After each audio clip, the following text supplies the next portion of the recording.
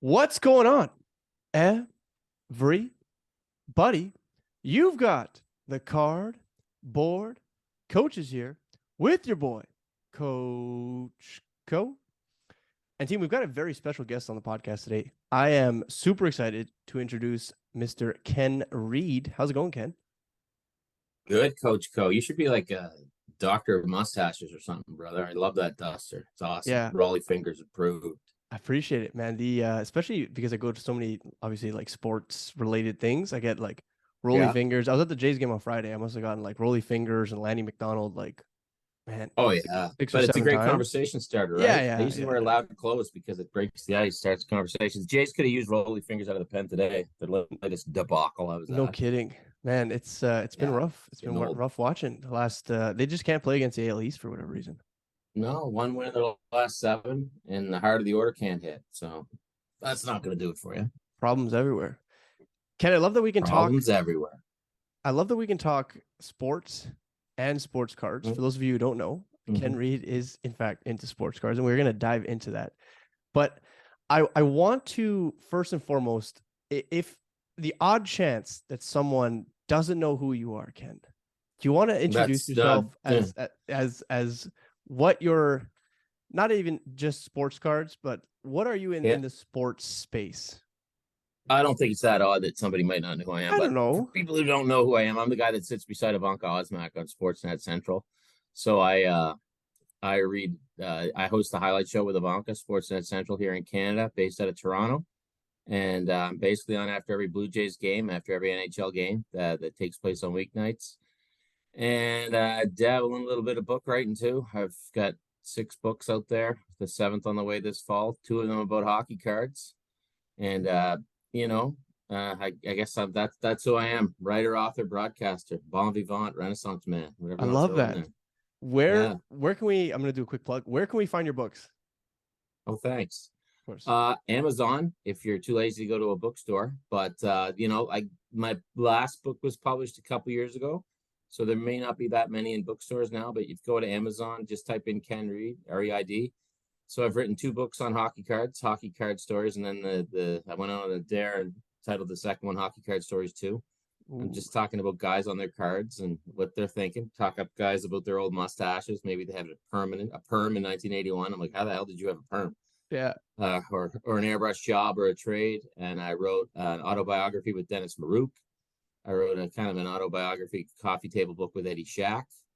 I wrote a book called One Night Only, speaking to guys who played a single NHL game. So I wanted to Ooh. know what did the dream come true, or was it just a tease? And I followed that up with a book called One to Remember, and spoke to guys who scored 1 goal only in the National Hockey League. So those stories kind of led me down a lot of places. And I got a book coming out this fall called Ken Reid's Hometown Hockey Heroes. I grew up in a small town where the junior C guys were the heroes of the town.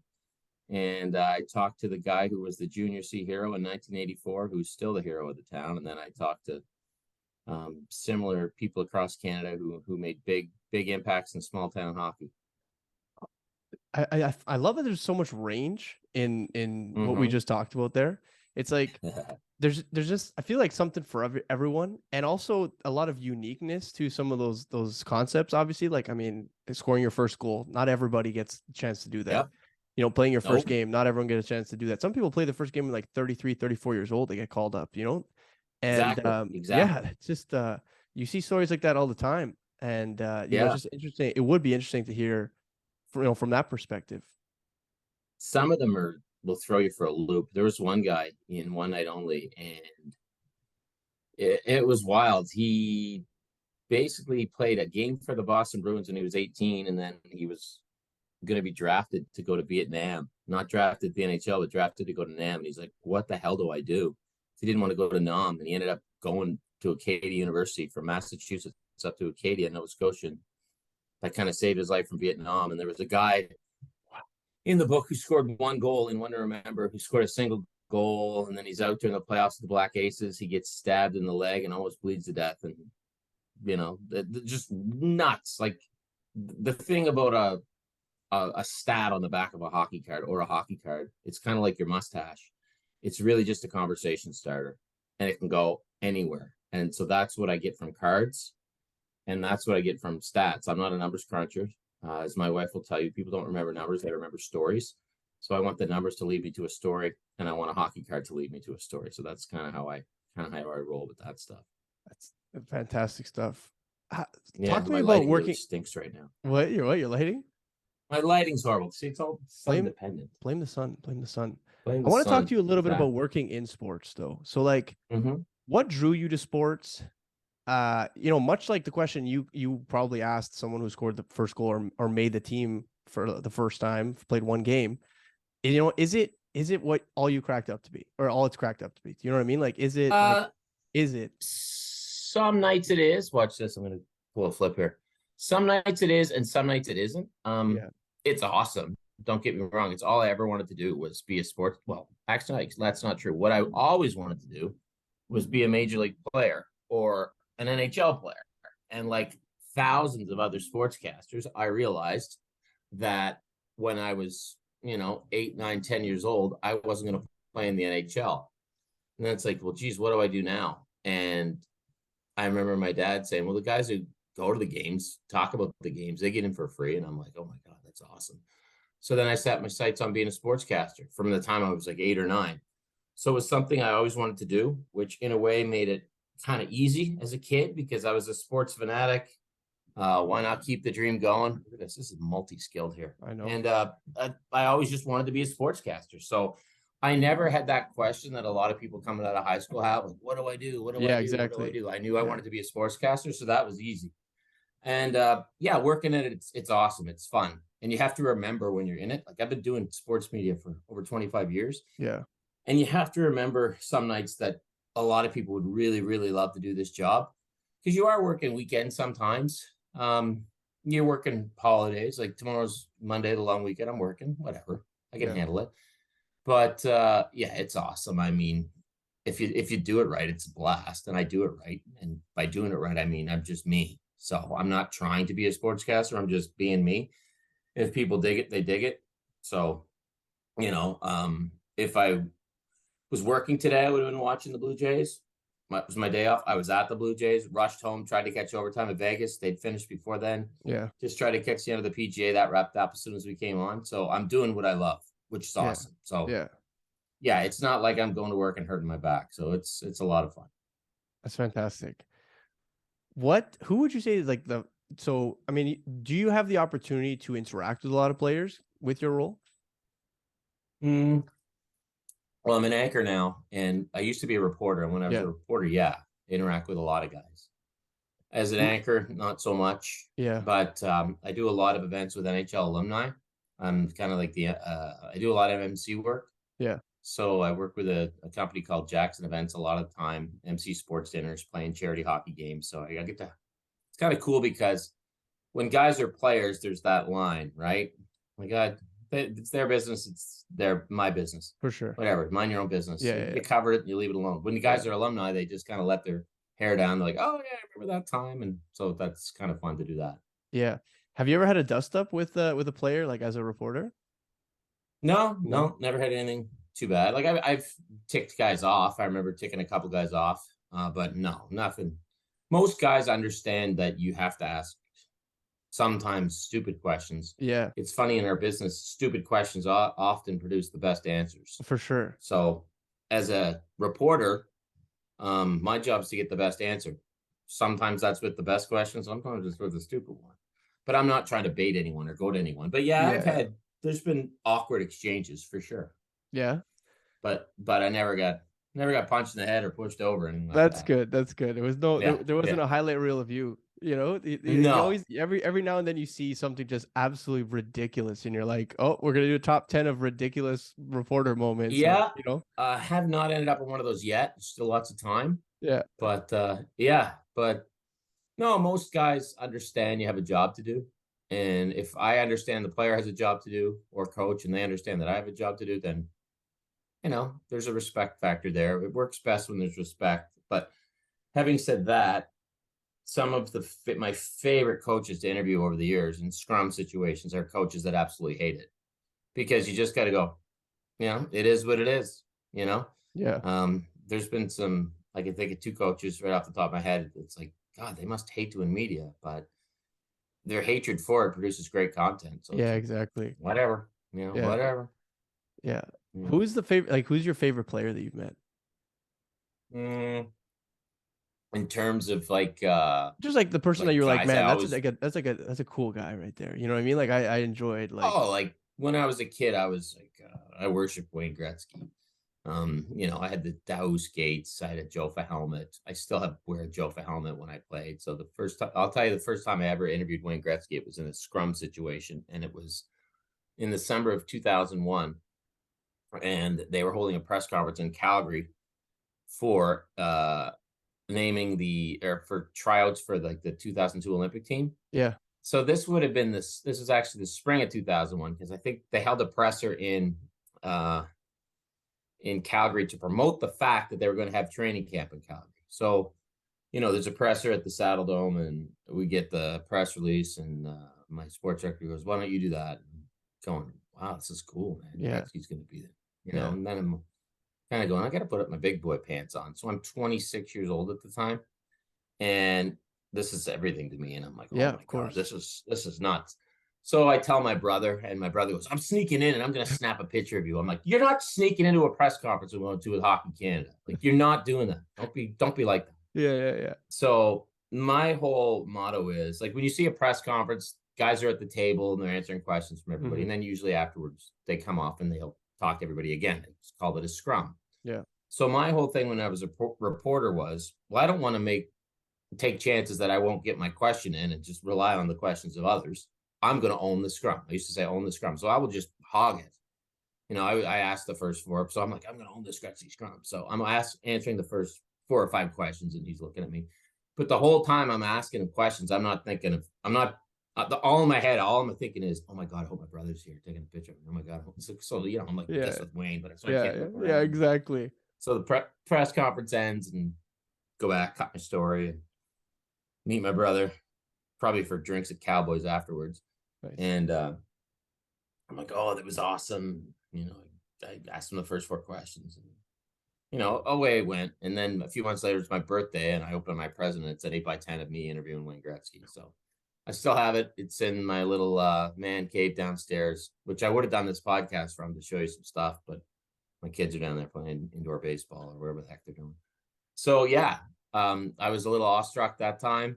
I've gotten a chance to actually do an event with Mr. Gretzky, and he's awesome. He's the best. So he would be the childhood hero, but you interact with a guy like Sidney Crosby, just first class the whole way. Getting to interact with Jerome McGinley back when I was in Calgary and he played for the Flames. Incredible. Other guys come to mind from my Calgary days were guys like Craig Conroy, which is a stand-up guy. Denny Gauthier was a stand-up guy.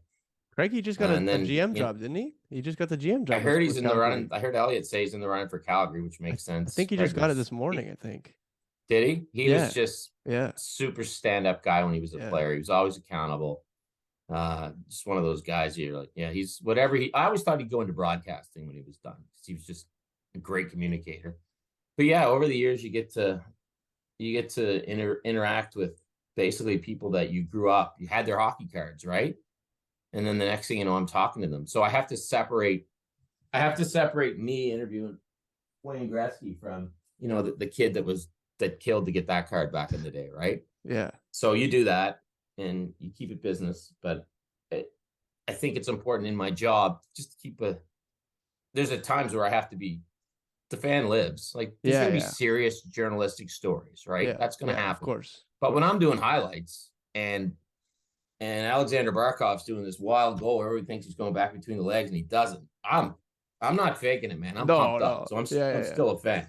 Yeah. Which is awesome. So yeah, so many guys have stood out. And one of the great things about working in Canada is we get to do so much with NHL players. And for me, they're still the best of all the pro athletes. They're just good dudes. So alumni, I've done lots of work with tons of guys I could name drop. Al Iafrate is just such a super guy. And Wendell and Dougie and Mayday and PJ Stock and Dave McElwain, Tommy Fergus, all these guys, Pete Mahovlich. I'm lucky.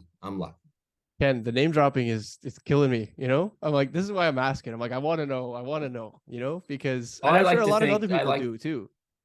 I like to think if I ever hook you up and get Ally Frady on here, that he'll name drop me as well. But you asked me for names, so I'm naming No, names. no, that's You exactly know, what I wanted, man. So let's what talk I a little have. bit about, obviously, we have all these interactions with players. You just talked about a But by the way, crazy list. the guys whose names I didn't drop, they're going to get a hold of me and be mad I didn't drop Probably, their names. So, probably. yeah, yeah. We just got a crazy list of players.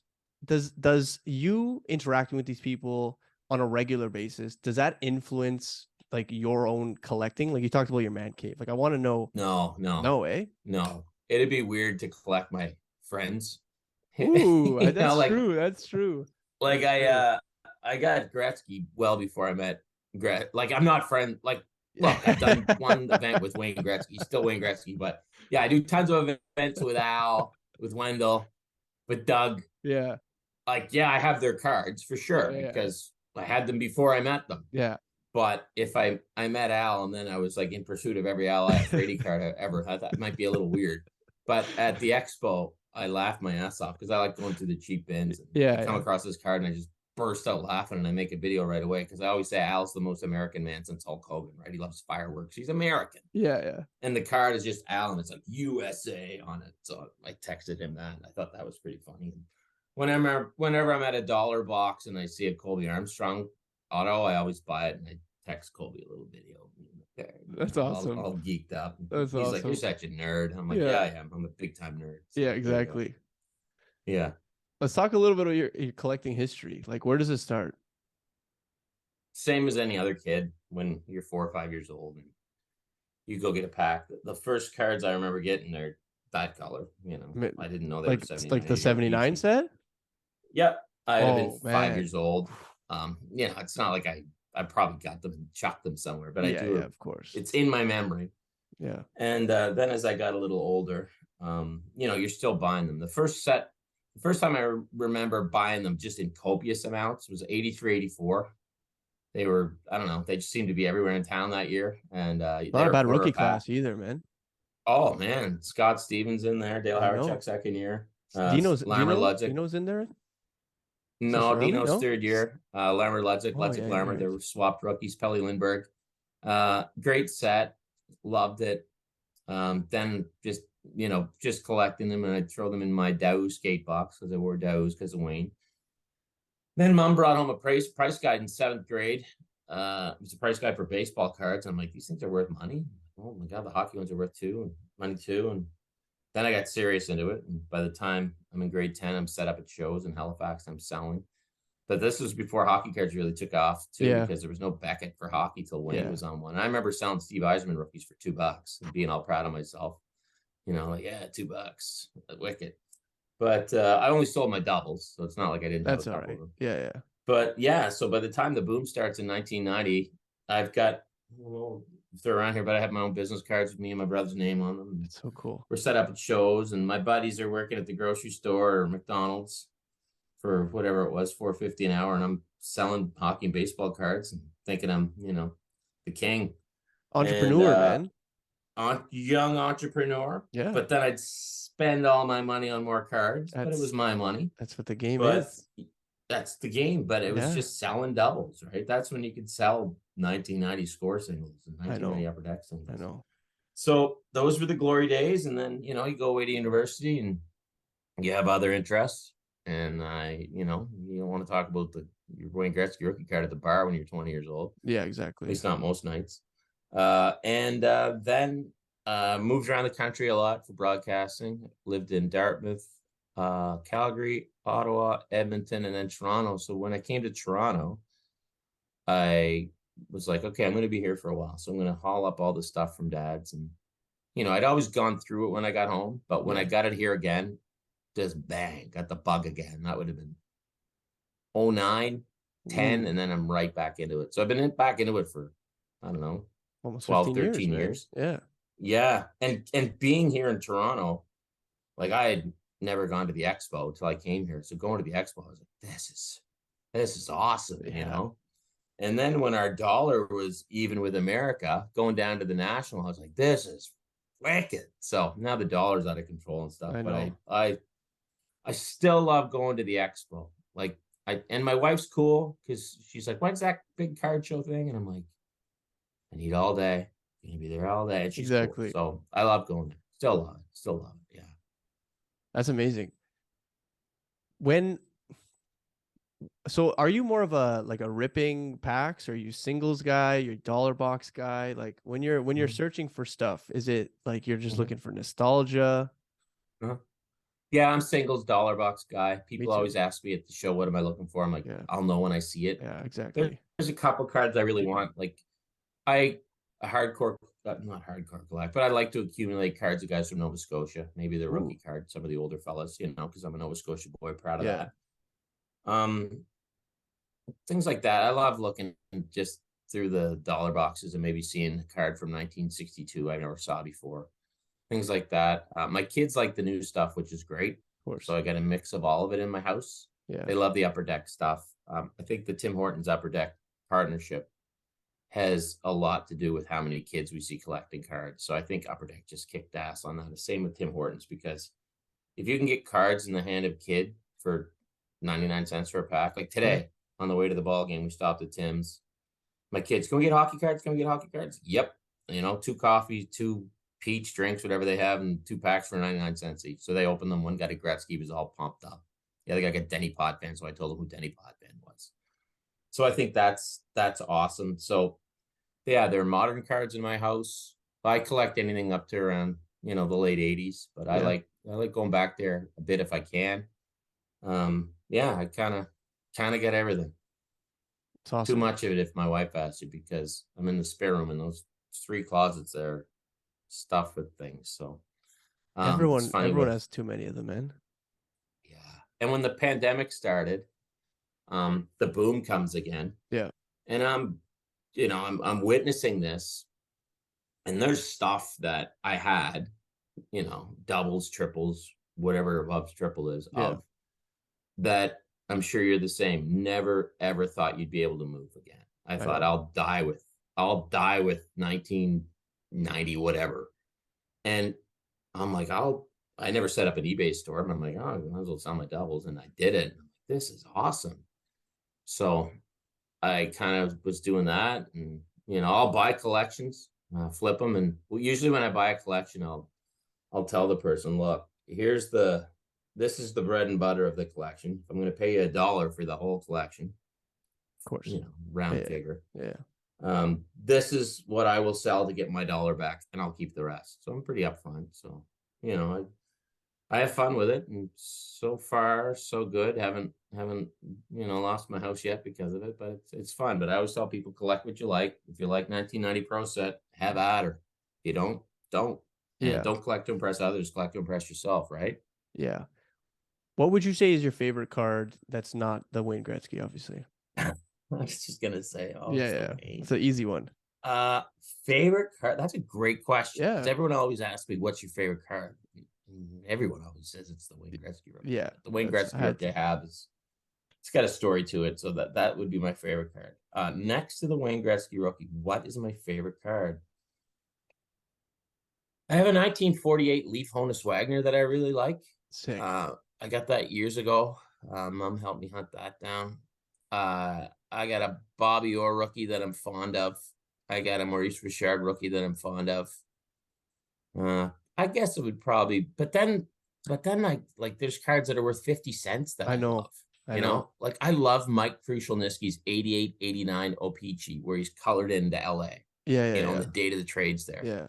I love Ken Linsman's 84, 85 O-Pee-Chee, because it was a horrible airbrush job. Like Ken Linsman suddenly, 6'4" with the hairiest chest in the world. I'm like, what the hell? And then Mike Krushelnyski told me that's my body, and they put Linsman's head on my body. I'm like, that explains the chest hair. So it doesn't have to have value to me to be my favorite card. Yeah, well, that's But kind of why I that's an ask, awesome right? Because a lot of question. times people are like, "Oh, what's your most Yeah. expensive card?" And I'm like, "But I don't give a shit about Yeah. that because, I hate that like, question. Yeah. prices fluctuate so much, especially in this day and Totally. age, and like, Yeah. prices are relevant if we're talking about like true collecting here. You know what I mean? Right. When it's time to sell, when you decide it's time to sell, that's when the price matters. Of It's like course, yeah, yeah, yeah, a yeah. But stock that's or not whatever. like those don't have. But I mean, yeah, sometimes they have cool stories, but oftentimes there's yeah, this is like a great opportunity here with this card, or you know what I mean? Right. And I learned that when I got older, right? Because I used to open a pack of 80 pack cards in 1988. Oh, oh, all the cards in the pack are worth $2.15, and I just paid 50 cents for the pack. I made Yeah, $1.85 or whatever. exactly. And Exactly. Dad's like, that's not how it works, but I thought it did. Yeah. But that's a really good question. So I would say, other than the Gretzky, I would go. I'd go the Rashard rookie and the Orr rookie. But there's so many cards that I look at that I just go, what's the story on that, man? What's the deal on this? And that's kind of why I did the books. And I love that back in the day, the photography wasn't the best. No. The cardboard wasn't the best, but there was something about it that made it the best, The right? Like 51 all these Parky little set things. is gorgeous. It's Oh, like it's oh, incredible, you know, like yeah, even like the tiny yeah, like text that bleeds into another, you know what I yeah, mean? It's just yeah. perfect. And And even like the tall The boys. George Vesna is like Yeah. And gorgeous I love the card. tall boys, 64, Yeah. 65. 71, 72. Everybody's got a soft spot for that Yeah, set. of The course. LaFleur rookie's Of course. awesome, but yeah, it's funny how different cards can have a different meaning to everyone. And the Billy Ripken F face 89 Flair. I mean, what guy my age doesn't like that? I mean, there's a movie on Netflix. I don't know if you saw it. It's got Neil Patrick Harris in it. It's kind of like for my generation. He's telling his kid, "Oh, the '80s were like this," and that card plays a role. And my kids are Really? like, "Was there really? Is there really a card with that word on it?" I'm like, "Here it is, boys," and I take it off the shelf. That's They think it's the crazy. coolest thing ever. Yeah, yeah, So did yeah. I. So did my Yeah. brother. Yeah. And mom's like, "You can't be showing them that card." I'm like, "You bought it for me when I was a year older than they were." So I love that these little pieces that we had are now nostalgia. It's considered vintage, and hopefully the same holds true for my kids. But I love that question. What's your favorite question card aside from the Gretzky? So that made me think that Good. was good. That's what so hopefully I'm here to provide more of, That's what we're here for. Yeah, yeah, that was with good. Bedard coming in, from a like a Yeah, media perspective, like how has that felt? Like and have you felt that for another prospect since you've been in the industry? yeah, it's very McDavid-esque. Yeah. I think since yeah, it feels a lot like McDavid. I'm sure Upper Deck is just pumped because when McDavid came out, they were just pumped, and I think it helped the card industry a lot. I think this will help the card industry a lot. He is definitely the most real deal we've seen since McDavid. So since I've been in the business, the big guys it's been Crosby, McDavid, and now Bedard.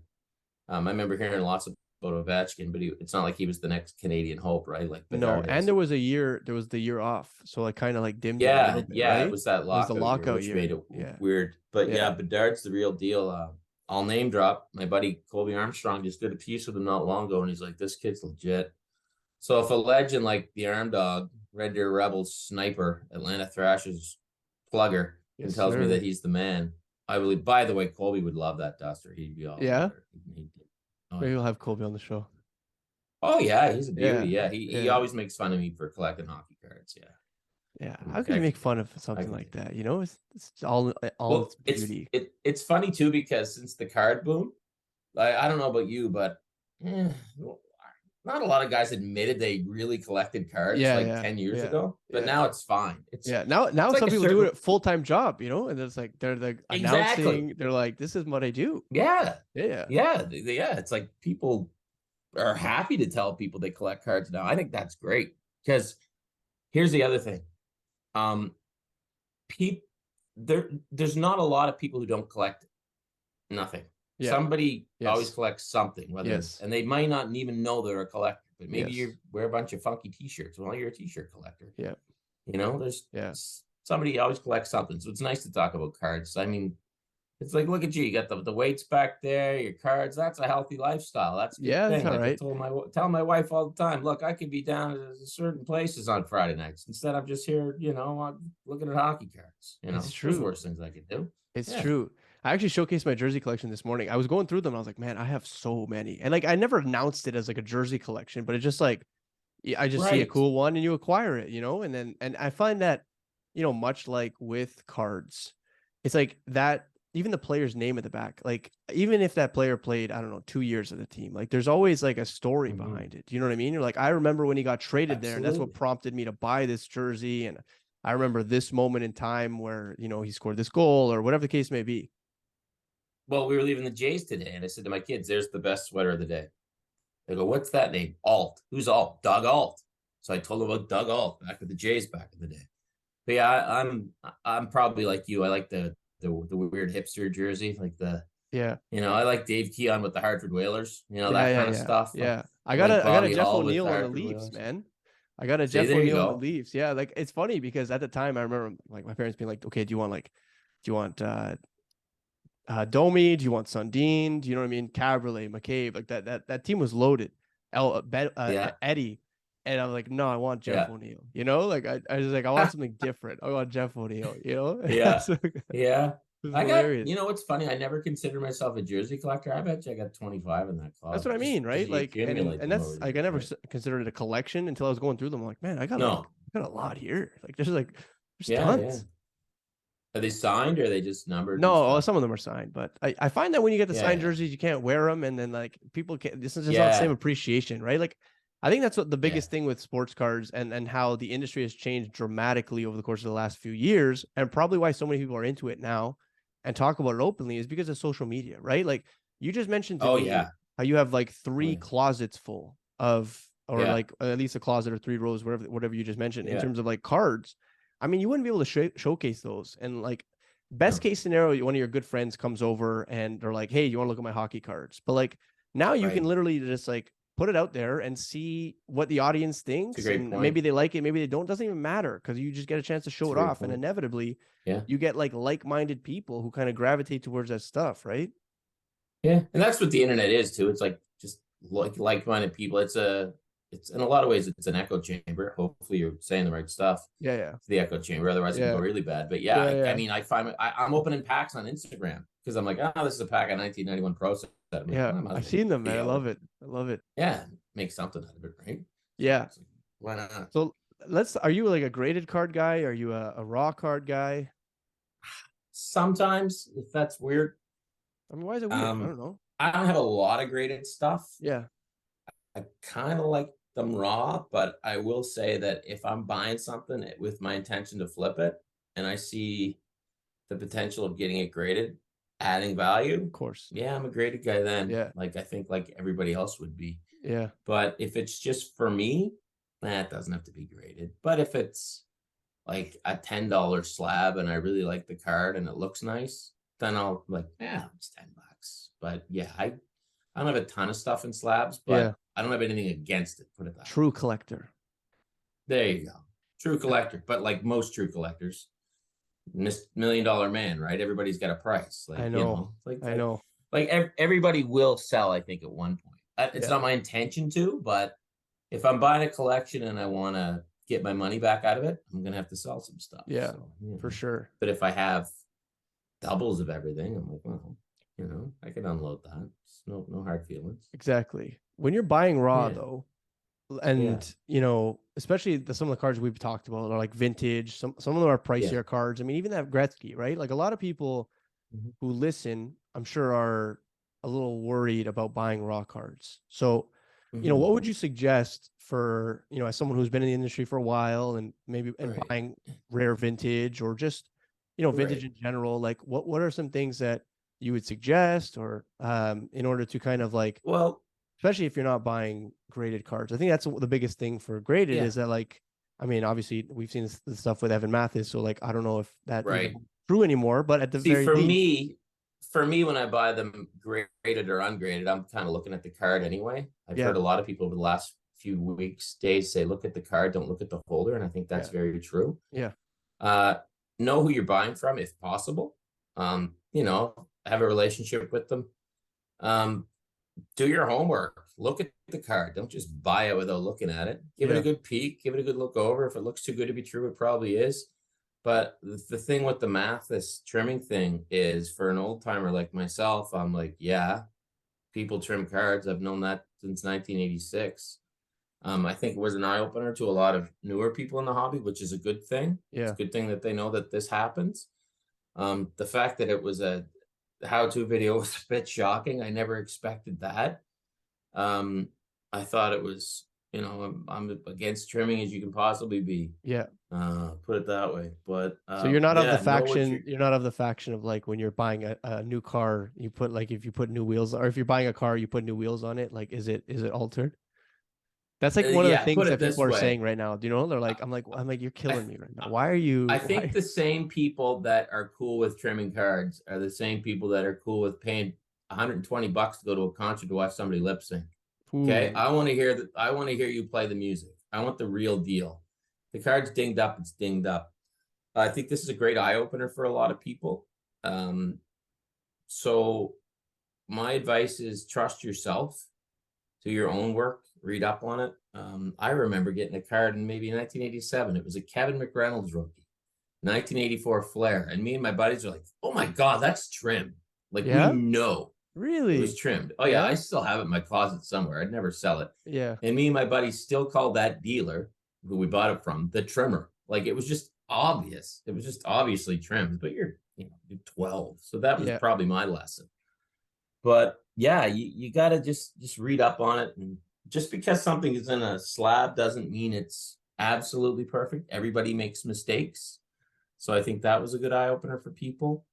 But the fact that people like the techniques Mathis was using in the video, I'm like, oh my God, like that's a lot of effort. Well, I But mean, then it's a I'm like, full-time well, job, and it's probably has been for a little it's bit though, right? Like, I right. mean, But then I'm like, well, the effort's there because the effort's worth it in the yeah, end if you can get this in whatever you're doing it with. And yeah, I found the interviews with them. I think it was Sports Card Nonsense. I listened to the interview with him. That was interesting. Put it that way. It's nothing I would endorse. I think it's extremely unethical, it's immoral, but uh, I'm interested if some people are cool with it. And I don't know if some people are. No, I'm not. yeah. But I yeah, am I definitely. buy tons of vintage ungraded. But most of the stuff I buy, uh, I'm looking at it and I'm like, well, it's not trimmed because who'd trim the corner extra fluffy and Yeah, it's exactly, got a exactly, it's got a rounded exactly. edge anyway. Yeah, yeah, yeah, So exactly. You're like, if I'm maybe they're buying a doing it card so that's that to gonna not make it suspect. yes, if I'm buying a card that I'm like, okay, that could possibly be a three. You Yeah, know, exactly. I'm not that worried about it Yeah, now. yeah, You throw uh you throw another one in front of me and I'm like, oh, okay, but I'm not dealing in the high end dealer thing. And the yeah. other thing I find too is the prices of the crazy high end prices for things that we saw during the pandemic, they are going down. But Yes, I don't think it's a reflection of the hobby. When I'm sure that you were the same as me at the expo, I was like, this is insane. The amount of people there was insane. crazy. And they were spending. But I think the people that came in during the pandemic, and if they left, they were in to just get as much as they could. And so obviously prices are going to go up with more Of people. That's course. supply and demand. Yeah, But we're a lot healthier, I think, than we were, say, 2017, 2018. Like I know I can't afford to go to the national this year, but I was going in 2017, no problem. yeah. But it was so interesting to see just what's happened in the last few years and the fact that cards are back. But I think we're settling into a good spot now. But like, I mean, if there's one thing I learned from the expo, I'm like, wow, it's still pretty busy, man. Yeah, I think they had a record attendance, if I'm not mistaken. They did, I heard. Yeah. Yeah, they Yeah. did. Yeah, And I mean, all you had to do is Lindsay's walk the working. floor to see like, and there was a lot of people Oh, there from the States, like, and there like was a the, ton of people from the States. yeah, Yeah. yeah, Can I just say, if go for like it.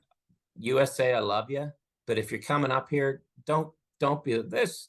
Don't be like awestruck by the fact that we have a different currency. Okay, like this is what we do. We have Canadian currency. If you're coming up here, go to the bank, exchange your currency, and just blend in. It's I mean, like they get it's a better this deal though. like Do you know what I mean? So like, I don't they know why get a they better deal, complain. but they Yeah, get a yeah, better deal when you change your money at the bank anyway. But it's yeah. just like when they show up with all American money, like it's How we've much seen it's it changed before. us. Most of Yeah, us have been down to the USA, yeah, it's okay. yeah. But yeah, I think it was great that so many Americans were coming up. If I was an American coming up here, it'd be awesome. I mean, you're saving 35% before you even start. It's a Literally. no-brainer. Yeah. Let's Yeah. talk a But little bit it's about it's the kind of sorry, keep going. sorry. I was gonna say let's talk a little bit about the eBay authentication program, man. So let's Oh yeah. one of the things that we were just talking about is, you know, fraud and ways to spot fakes and trimmed Yeah. cards and stuff of that nature.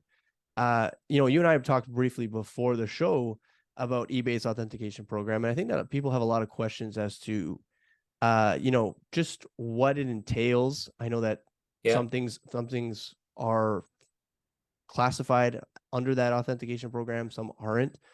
And I know that you work pretty closely with this program, and I'd Yeah. love for you to be able to kind of clarify some of those things for us. So first things first, it's in Canada now, and it's for raw Amazing. cards, 250.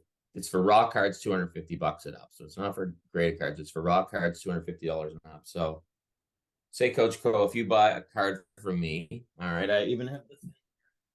So So like you a buy Gretzky a rookie, card on, Gretzky rookie. yeah, you buy the Gretzky rookie Yeah. from me and it's raw. Yeah. Okay. Yeah.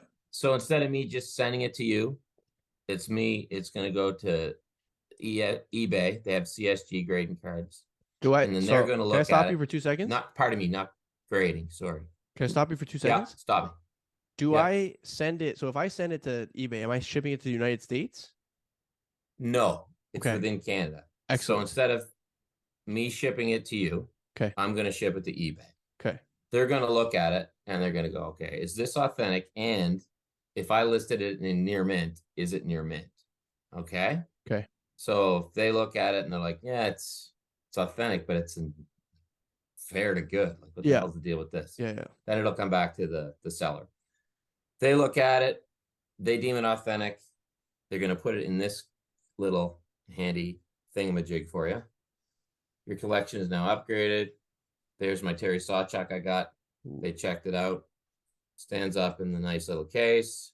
It's mailed to you. And if we could work technology on this computer, you would now have that in your hands. Yes. Yeah. Catch it over so here. Yeah, so it comes here. It comes with a little hologram on the back. And that's a QR and code it says, yep, it's a QR code. Exactly. I like how I say hologram. That's okay. 48. That's what I'm here for, man. QR code, eBay, authenticity guaranteed, void if damaged. So I got that one. I got a Mark Messier rookie. So basically it is in this world of trust, which the hobby is built on. Yes. Obviously. It's just kind of taking away that worry of, oh my God, am I this real what I'm buying? Well, because if you pay me $250 for this Mark Messier, it'll be shipped off. We'll take a look at it. It'll be shipped to you with a hologram, with this case, and with just a little note of your authentic without a doubt. The search is over for now. We're thrilled to deliver the latest addition to your collection. So card has been meticulously inspected by a team of experts so you can display it with total confidence. So again, it's just taking that worry away.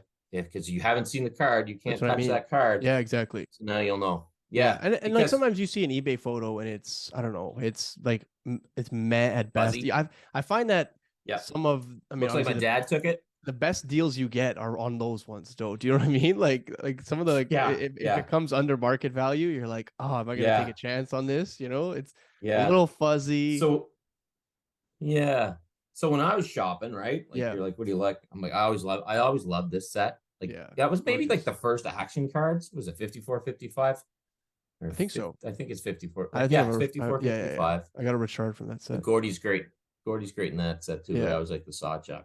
So yeah, they take a look at it, rock and roll, good to go. They ship it off to me. So it's just my way going, okay, condition as described, yes. Authentic, yes. Okay, done. You know. When did they start in Canada? It just started like a week ago. Really? I want to say last Monday, even May 10th. I want to say officially. Right. I don't know what. I think it's the 21st now. 21st. So I'm close. Good dates. Yeah. But yeah, it just started last week, which is pretty cool. So I know it's a good thing for sellers too, because as a seller, you can kind of ensure to your buyer that they're getting the real thing. Because I think a lot of sellers are probably like you and I. They're not trimming cards. They're not trying to take guys for a ride. Yeah. They're trying to do the right thing. So this is a way for a seller to go, look, my stuff's legit. It's good to go. So I think it's just a way to bring more trust to the hobby and remove doubt, right? Because when you have doubt in your collection, you're going, that's not a good feeling. So it removes doubt, which is a good thing. So especially when we start talking about the prices of some of these items, you know what I mean? Like, I know we just mentioned like, authenticity when it comes to vintage stuff. But I mean, Mhm. as we've started to see, some of the prices of like newer things are, I mean, they are kind of crazy, man. Like, Yeah, they are kind of crazy. So when I look at cards and I see the new stuff, man, I'm like, oh my God. Like as a guy that's mainly into older stuff, I'm like, holy smokes. Like, I'd pick up a Zegras rookie for my kid. I'm like, don't buy Zegras. Zegras ain't your guy, but he likes Zegras, right? So he saved up his allowance. I'm like, I'll help you get a Zegras. yeah, yeah, Spend it on this guy instead. yeah. But yeah, and the whole 101 thing we're into now, and Just holy wait, man. smokes, man. Just wait. What's There's gonna that? be there's gonna be Oh, 10 parallels for Bedard. 10. I talked to Billy Serial Bedard from is, Upper Deck last or like a few weeks ago, yeah, and yeah. I made him count them because I was like, I need to know how many parallels. And he's like counting them out loud. He's like, there's 10 parallels that I can remember off the top Wow. of my head. So it's gonna be a 1 of 1, and out of Bedard's gonna be nuts. 250, and out of 100, and out of 10. So like we're really getting into like some serial numbered stuff now. Wow. Well, so when you buy Bedard on eBay this fall, I'm assuming he's going to be Yeah, over $250. yeah, If it's raw, they'll check it out, and then Bedard will be shipped to you. But what it was the slogan that I remember, like I used to know Carlin really well, and some of the guys at Upper Deck. Collect Alexi, I think, or collect McDavid. I had that shirt. Like, it's good for Upper Deck. It's so yeah, good for the hobby to have yeah. somebody that we can get behind and believe in, right? Like, because it's funny because, oh, geez, I'm just thinking about this now. Maybe it's the effect of you, coach. The Maybe, hobby's built hopefully. on faith and trust, Yeah, right? Because I have to trust that when I buy this card from you, you know, it's the real deal. Now yeah, we got eBay helping us with the authenticity guarantee. And I have to trust that when I invest my money in a guy like Bedard, I have to trust that he's going to deliver, yeah. right? So you're putting yourself out there. So if you can put yourself out there with a little meat behind it and take a little worry off your plate, that's a good thing. Like if you could do the same thing for prospects, you'd be a Yeah. time machine, right? But then Well, but that's this how would be the a whole different prices podcast. that's why the prices are reflective of that though, right? Like the guys who Exactly. are like pretty close, you're like, okay, this is pretty much a Yep. sure in. It's like it just gets added Yeah. up and added up and added up, right? Like even And McDavid. it's fun. I mean, Yeah. he's an unbelievable player, unbelievable. But like, if he never wins a Stanley Cup, and I don't think it's possible, but if he never wins a Stanley Yeah. Cup, like, truly, how does this card ever surpass like Mario Lemieux? Do you know what I mean? It's an Like amazing realistically, question. right? It is, as Kevin Bieksa said on the air the other night, name drop. Nice. It's a hard league to win in. And it's harder now because there's how many teams? 32 teams. 32. So when Wayne was winning his 4, there were 21. That's still a lot of teams. But there's parity now. Parity is the great killer. Like you can be an awesome, awesome, awesome player now and never win a cup. Salary But cap it's hard to era think of, is oh, like different beast. Like it it's is. a like, and you know what? For an old school guy who yells at a lot of clouds like myself, I should Yeah. probably consider that because do you have to win a cup now to be one of the true greats? Well, you did before. When it was a 21 team league, yeah, you had to. Now, in with parity and the cap, man, like that's a tough question to answer. I So think you still yeah, do, it's like, I mean, obviously I'm not playing, so like I can't, I'm like on I'm the old school. I think you sidelines still being do like, too. "Rah, rah, rah," like, I'm like, but Yeah, I yeah, think I'm old school. I think you need to, I'm old right? Like, I school. think you have to. Yeah, yeah, And, but I think the Oilers are a lot closer than the Leafs too. So I'll put that out there just to rile everybody up. do you really? Oh yeah, oh I mean, the yeah, Leafs have a oh yeah, lot of issues this offseason that they oh need to settle, man. I mean, the fact that they don't have a yeah. I think GM, like, and they found out this, like, I mean, a month and a half before they have to start signing people is alarming. Well, I think when you look at the Oilers, their guys delivered in the playoffs. They're big guys. Now, what cost them again was depth. I'd say I mean, depth and McDavid goaltending. went to sleep a little bit in the second round. Oh, but he's Oh, got guys all over. I But I know, I think, know, I I know. think, I think with the Leafs, there's still issues. But I don't want to rile up the How Leafs would you fix that base. team?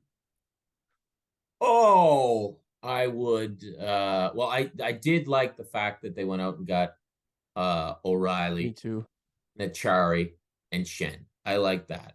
I would probably try to trade Nylander for some sort of defenseman, like a top-notch defenseman, because as much as I like Nylander, his contract's probably the most tradable, and Yeah, you're selling high because yeah, he was good in the playoffs, man. I'll yeah. give him credit. I mean, he's Before he been was good the in the best. playoffs, right? Like Yeah, he was when he that scores in the goal he playoffs. scored.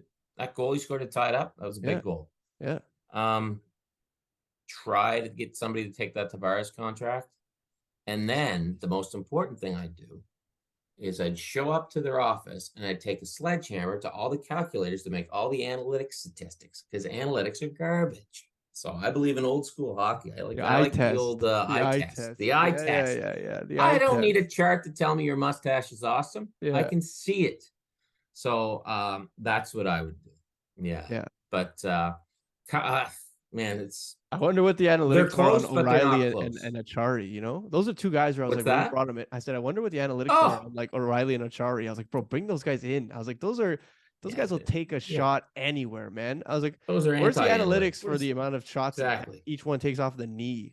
Like square Well, off I the love knee, with the you know? analytics. The analytics shows that most goals are scored in this blue area in front of the net. Yeah, it's called the slot. We've known about it since about 1905. Okay, you're not telling me anything I don't know. The analytics show, Ken, that you're out of shape. I can see that every day when I'm naked and I look in the mirror. I don't need a pie graph for that. Okay, built like a bag of milk. I get it. Oh, are you a Justin Hall guy? Huh? I don't think he's the devil like a lot of Leafs Yeah, fans yeah. I don't do. think he's a Yeah, devil either. I don't think he's a devil either. But yeah, I yeah, felt bad for the guy. I know, I But know. again, with the It does Leafs, suck here's that the like problem with we chose to not save, or we saved him instead of like a guy like Jared McCann who okay, scores 40 goals like back to like, you know, here's the problem. go for it. It's not Justin Hall's fault Yes, that he is slotted in the 2 or 3 spot. I agree with He you. should be 5 or 6. If he I plays agree. 5 or 6 minutes, he's great. Yeah, Okay? yeah. Well, That's it's the like fault of Shen the when I mean Shen organization. was in Toronto. Obviously, it was like a long time ago, but I mean we had him as a number one D, right? And like he only really came They into had his him as own as like Bobby a three Orr. four, a He's Luke. 5'6", you know, Yeah. like yeah, Let him bang away. Let him hit some guys. yeah. Chime in with the on goal. He's not Bobby Orr. He's an awesome hockey player. Let him be who he is. Audio slave. To be yourself is all that you can do. I love Once it. management in any job, any line of work, starts putting people in positions to succeed, they will succeed and the overall organization will succeed. Yeah. There's a reason I'm not the anchor of Entertainment Tonight, because I know nothing about Hollywood and celebrities. If you put me there, I'd look like an idiot. I'd rather look like less of an idiot doing sports. Right? Put me somewhere where it can work. Same goes with slot and hockey players, and I think anyway. What does your Met Gala commentary look like? What's that? What does your Met Gala commentary look like? You Oh, know? Met Gala? Yeah, That's yeah, where they yeah. dress up in I guess cardboard so. I don't know. dresses I and just threw stuff. it. I just threw it out there. All you have to do is I learned that it's who are you wearing, not who are you wearing, Nice, not nice. what are you wearing. Yeah, Yeah, I yeah, wouldn't even know yeah, that, yeah. so you're good. I love when you said Met Gala. You had to ask twice for me to understand. Yeah, well, I mean, I didn't. I thought I screwed up the name, so that's why I was like, man, let's see, like, you know, like. We did Lakers highlights last night, and we started with celebrities, and they showed Denzel Washington and Jack Nicholson. Nice. So I did my celebrity voice, and I was hoping there'd be more people I didn't know, like the younger ones, but Yeah, I yeah, knew those two, so I was yeah. happy with myself. Yeah, You were I golden felt like then. I accomplished something. Exactly. You're like, okay, Yeah, Jack we. Nicholson. Oof. You're like, I'm not gonna be on some sort Yeah. of blooper highlight. We're good. No major mistakes yet. It's Give fantastic. it time. Ken, where can people contact you if they need your hockey expertise? Perhaps Sure. they want to buy your Well, book. We already you said can. Amazon, but maybe they Oh just want to yeah. talk hockey with you. Buy. They want to sell you a Okay. collection. Well, let's get my Instagram following up to an even 500. Let's do Okay. Instagram handle is, let me check it out. I'm gonna make sure I get it right. There you go. Because if I don't, okay, Twitter is SN Ken Reid. Reid is the REID. All right, SN Ken Reid. Instagram is, oh man, I suck at this. Ken Reid Sportsnet. Ken Reid Sportsnet. One word. And that's all I have. I don't have TikTok. That's okay. Heard the kids are into that. Got Instagram, SN Ken Reid. Got Twitter. Got Twitter, SN Ken Reid. Got Instagram, Ken Reid Sportsnet. Check me out on Sportsnet Central, primetime edition, weeknights at 10 Eastern, or after the Jays or whatever hockey game. Once the game's over, and you know what's funny, Coach, is if the Jays win, my Twitter account mentions the admins are very quiet. Yeah. If the Jays lose and I come on, it's like, you suck. You're the worst anchor ever. You're a total loser. So take social media for what it is. I love that. They'll often be angry at you. Yeah. I love that. So if you get a bunch of tweets after this episode that you suck, it's because we did a bad job. It wouldn't If be you get anything a I'm not bunch, used to, so don't worry, man. right? If you get no tweets, we did awesome. I love it. So, yeah. Team, And I hope you keep enjoy. faith in Go the for it. eBay authenticity guarantee. That's a good thing. I'm working with them. So, way to go, eBay. Here we go. Bucks deep. Fantastic. Yeah. Team, I hope you enjoyed this week's episode of the Cardboard Coaches. As always, Coach Co and Ken Reid are out of here.